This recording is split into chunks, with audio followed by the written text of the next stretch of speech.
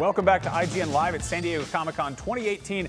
I'm your host, Max Scoville. There are lots of zombies and Walking Dead fans here at Comic-Con, and Telltale's The Walking Dead video game series has been going strong since 2012, but this year, it's coming to a close. Joining us now for a look at episode 1 of The Walking Dead's final season is Telltale's Kent Mutil, sorry. I asked you 4 times before we started how to pronounce your name. Yeah, you corrected though. So it's live television. Here's how we do this. So this is a series like this put, I feel like emotional storytelling in games pretty much on the map. Like in 2012, you guys blew the doors off of that. And it was very much like the ending for season 1 was like, people were like, I can't do this. I don't know how to handle this. How are you going to end the series?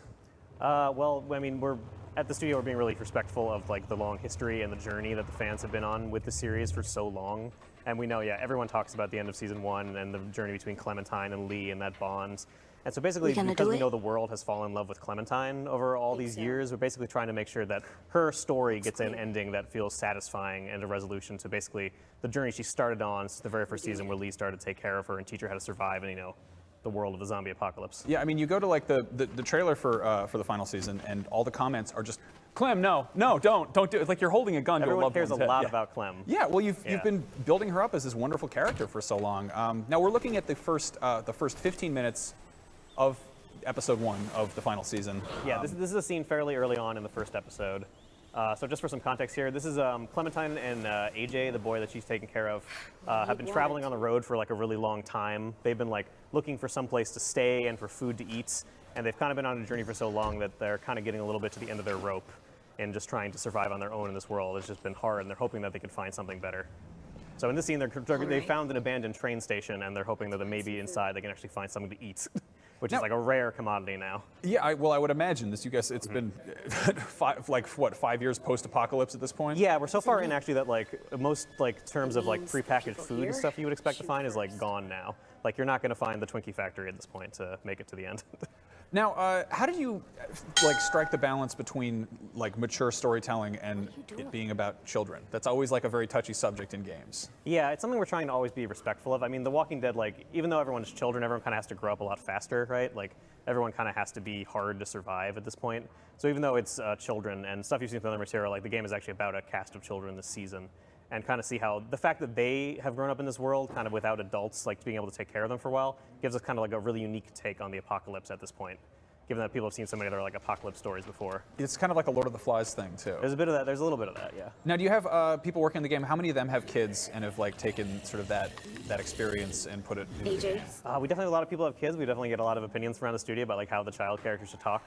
There's always a lot of discussion about how AJ, who's like the youngest member of the cast, like would say things and kind of how like precocious he should be, even though he's like a unique character who he was born into this world and he was only raised by Clementine. It's pretty much just been him and Clem pretty much since he's been able to be a cognizant person. Huh. So he has a pretty unique take on how to live. Now, obviously, people love Clementine. Like she's like you get attached to her. Like there's this kind of almost like Stockholm syndrome thing where you're like, oh, this game has emotionally beaten me up. Like I'm attached now. How would you feel her character arc has kind of come together, like just overall the that's a good question. I think so. Basically, like the beginning. So Clementine basically started out as like a child of innocence and light because she just kind of was that way naturally before zombies hit the world.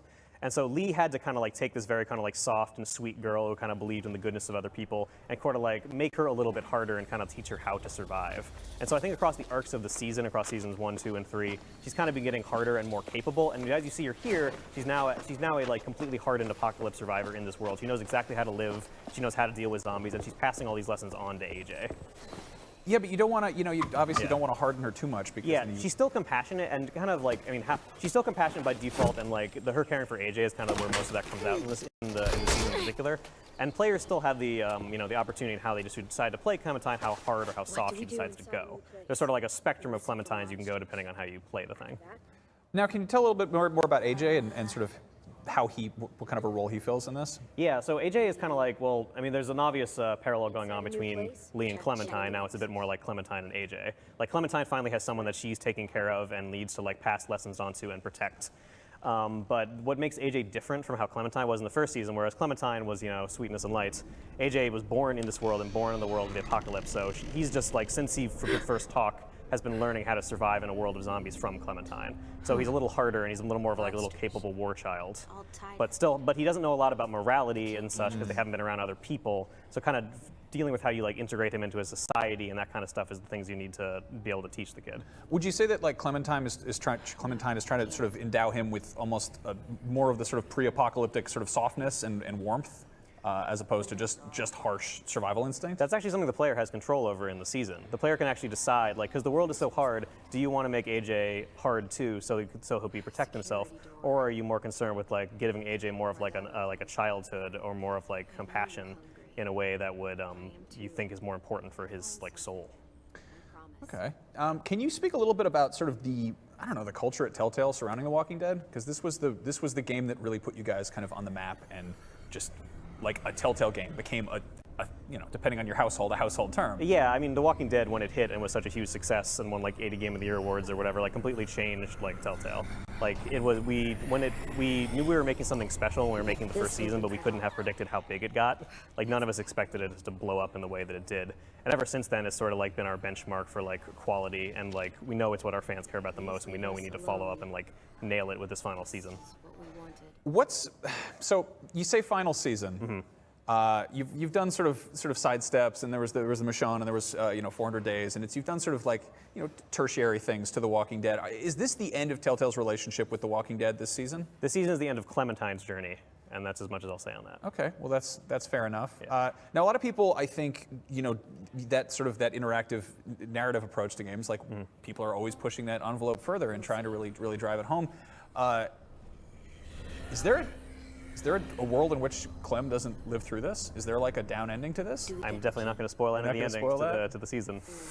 Okay, well, I will say dark things will happen because it is a season of The Walking Dead. So. Okay, I mean that's a terrifying line to walk, I imagine, and you see how an audience reacts to, like that's the thing about games as a medium, is that the players have so much control that it almost feels like that's something that they helped create. Yeah.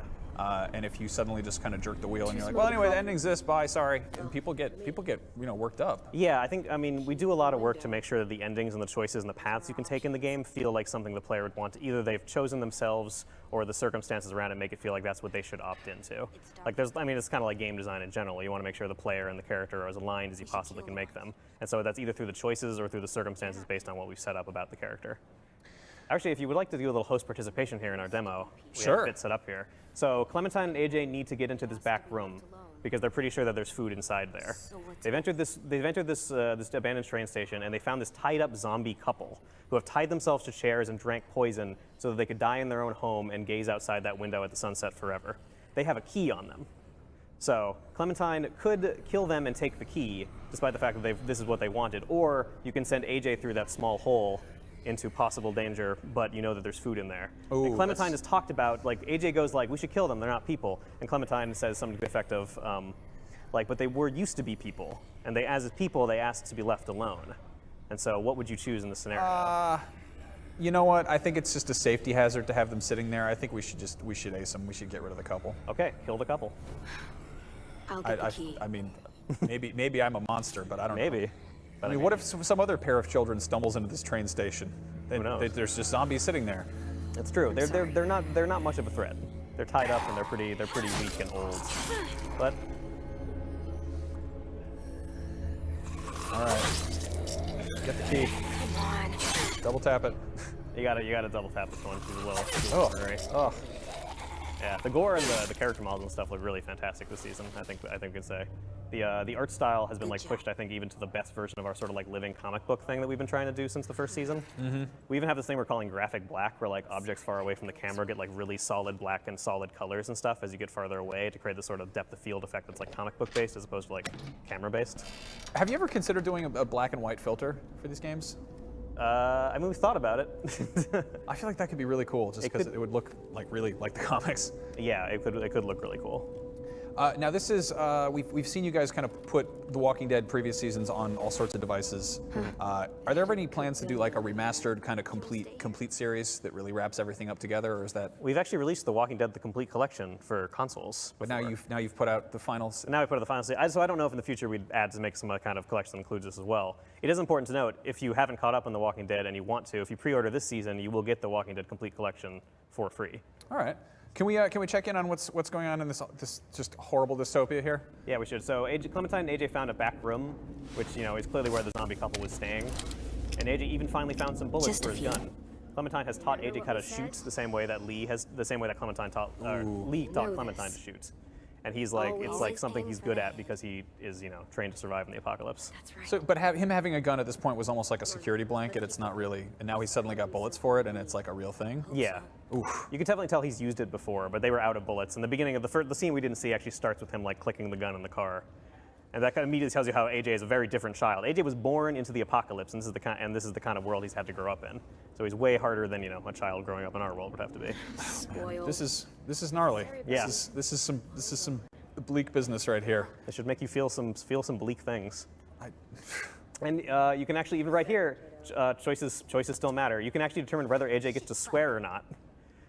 Huh. As you know, Clementine has her classic swear line where she would get mad at Lee for swearing in the first season. Now you finally get to decide yourself should the child swear, and it actually determines whether he swears or not in the future. Parenting. Yeah. Yeah. So still some of that classic stuff that we liked about season 1 and kind of getting to adjust how Clementine learned things applies to AJ as well. But Clementine and AJ they found some food in the back, but it was all spoiled. But then they noticed that there was some kind of door in the floor here, which maybe is promising. Come on, rip it up, get in there, find out what's down. Oh. Nope, there's stuff in there. I was thinking like a whole bunker, but it's just like a. It's a large underground storage place full of It is. full of food. Could eat for weeks with this much. Now are they gonna kind of just sort of what? Oh, it was booby trapped. Oh, I was like, who's down there with grenades? All right, well, there was a rope. so much for that canned food. Yeah, that's not going to work now. Oh, At least man. not the stuff near where it exploded. So, can you speak a little bit about the mechanical changes that have come to this season? Yeah, and we're actually about to see a good example of it coming up here. So this season there's a really cool example of the graphic black style there, where the zombies in the distance, the noise from the explosion is drawing a bunch of zombies. There's actually a free-form combat system in the game now too, where there is combat that is not just a traditional scripted QTE sequence that we expected from Telltale games, but there also is sequences where Clementine gets to move freely and deal with hordes of zombies. And you can stun zombies and you can kill zombies, and zombies that are close to each other are dangerous. Clementine can't just kill a single zombie if it's next to another zombie. And so you actually have to kind of break them up by kicking their knee, which is sort of the classic Clementine trick that she's learned from the second that's a pretty big. So yeah, you're about to see right here. So there's still traditional QTE sequence we'll see a bit later, but there's also some of these where you get to determine how you can freely move around and fight these zombies. And it's completely in control of the player how to deal with this dangerous situation. If you mess up, those zombies will kill you. Oof, and it is rough. Over here. Now, for people who are just playing, AJ also helped you out here. Okay, that's cool. By knocking that thing over in that zombie. Thanks, buddy. Oh God, Clem, no. So for people who are primarily just playing for the story, is there sort of like an easier mode for that if they're terrified? We've intentionally designed those sequences to not be that difficult. I mean, the game, it's still a Walking Dead game, and it's not about hard gameplay and testing you on mechanics. It's all about the story. I think we should actually get to watch this sequence here. This is Clementine and AJ. The explosion from the grenade drew a bunch of walkers from it. Now they're desperately trying to escape in the car. Clementine just stabbed the keys into that zombie. Okay. Car keys. Well, now that we know are they going to get away? No, they're stuck in the car. Yeah. Well, this is actually a really cool sequence. It's actually all one shot, kind of Children of Men style. yeah. It's something that our animators and our cinematographers are working really hard on. This is one of the most gorgeous sequences I think we've done as an action sequence in a Telltale game. yeah, this is. I mean, you guys primarily make story games, but this seems like really an emphasis on real-time action. Yeah, the spectacle matters. And here's AJ, always being helpful to you. God, the camera work here is really cool. It's super neat. Uh-oh, zombie in the window. Oh.